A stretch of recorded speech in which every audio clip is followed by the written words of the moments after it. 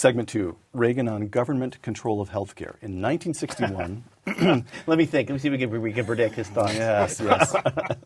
In 1961, the American Medical Association put together a public relations campaign to oppose legislation that would have required the federal government to pay for medical care for all those eligible to receive Social Security. In those days, note, the AMA was against it. One of the AMA's measures to distribute an album, an LP, remember those? Things like this that we put on objects called record players, called Ronald Reagan Speaks Out Against Socialized Medicine. No video this time, just audio. One of the traditional methods of imposing statism or socialism on a people has been by way of medicine. The doctor begins to lose freedoms. It's like telling a lie, and one leads to another. So a doctor decides he wants to practice in one town, and the government has to say to him, you can't live in that town. They already have enough doctors. You have to go someplace else. And from here it's only a short step to dictating where he will go. All of us can see what happens once you establish the precedent that the government can determine a man's working place and his working methods, determine his employment. From here it's a short step to all the rest of socialism, to determining his pay, and pretty soon your son won't decide when he's in school where he will go or what he will do for a living. He will wait for the government to tell him where he will go to work and what he will do. Mark Steyn? That's a much better LP than Sergeant Pepper.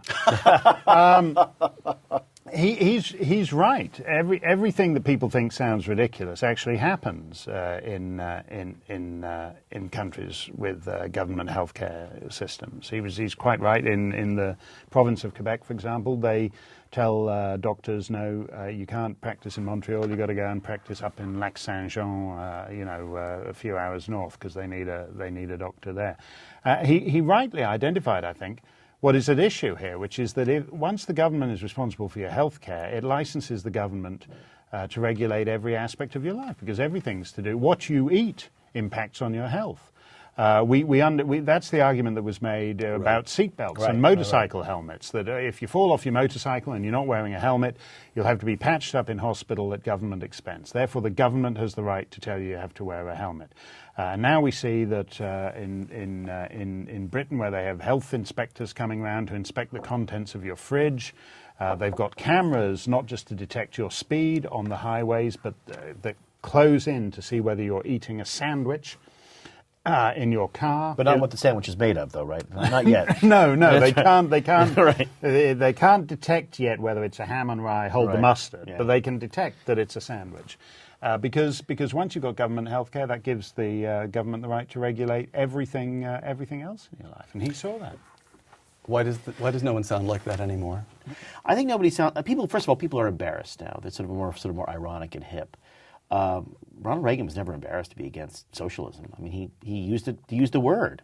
Now people say, well, it sounds, if you're a sophisticated, right-thinking person, you want to, at a fancy dinner party, you say, well, of course I would never use some rude word like socialism or communism. But it does seem a little big government, was what we say when we're against it.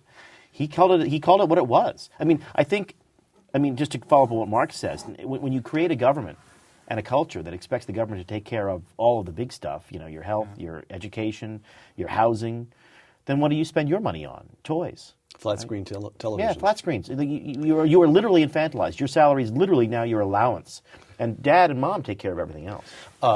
Mark, you've said elsewhere in discussing Obamacare that you think many Republicans made a mistake by arguing against it on utilitarian grounds. It won't work, it'll have bad effects on Medicare, and they missed the liberty argument.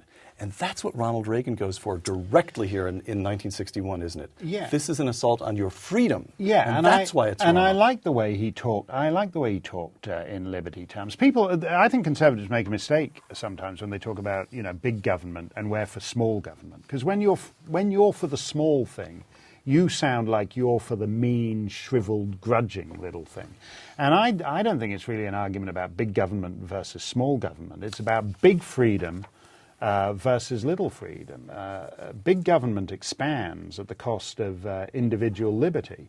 And that's why the left is always on the lookout for pretexts to regulate your life. Healthcare is a good example. The environment is a good example, because if you've got environmental regulation, what isn't in the environment? What this table's made of is part of the environment. The air that we breathe is part of the environment. Right.